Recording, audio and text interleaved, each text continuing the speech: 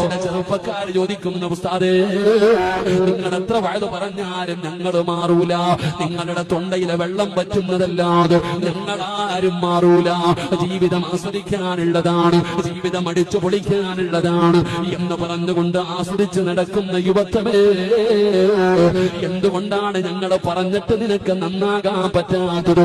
അതിന്റെ കാരണം അല്ലാഹു പറയുകയാ, ومن أظلم ممن ذكر بآيات ربه. അല്ലാഹുവിന്റെ വിശുദ്ധമായ ഖുർആൻ ഉണ്ടല്ലോ, ആ ഖുർആനിനെ പരിഗണിക്കാതെ വന്ന, ആ ഖുർആനിനെ നീ ബഹുമാനിക്കാത്തത് കാരണമാ ആ ഖുർആനിന്റെ ആയത്തുകൾ കേട്ടിട്ട് അതിനെ ഒരു ചെവിയിലൂടെ കേട്ട് മറു ചെവിയിലൂടെ കളഞ്ഞ.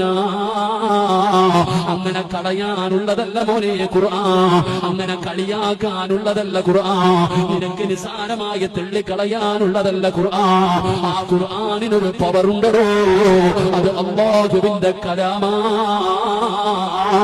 അത് മരിച്ച വീട്ടിൽ യാസീനോദാ മാത്രം എടുക്കാനുള്ള ഗ്രന്ഥമല്ല, റമദാൻ മാസത്തിന്റെ 27-ാം രാവിലെ പൊടി തട്ടിയെടുക്കാനുള്ള ഗ്രന്ഥം മാത്രമല്ല ഖുർആൻ. നിനക്ക് ആ ഖുർആനിന്റെ വിലയറിയില്ലല്ലോ, തമാശയല്ലേ, കളിയാക്കലല്ലേ, തൊടാറില്ലല്ലോ, ബഹുമാനിക്കാറില്ലല്ലോ. എന്നാൽ ആ ഖുർആനിന്റെ മഹത്വം അറിയുമോ? ലൗ അൻസൽനാ ഹാദൽ ഖുർആന അലാ ജബലിൽ റഅയ്തഹു മുതസദ്ദിയം മിൻ ഖസിയത്തില്ലാഹ്.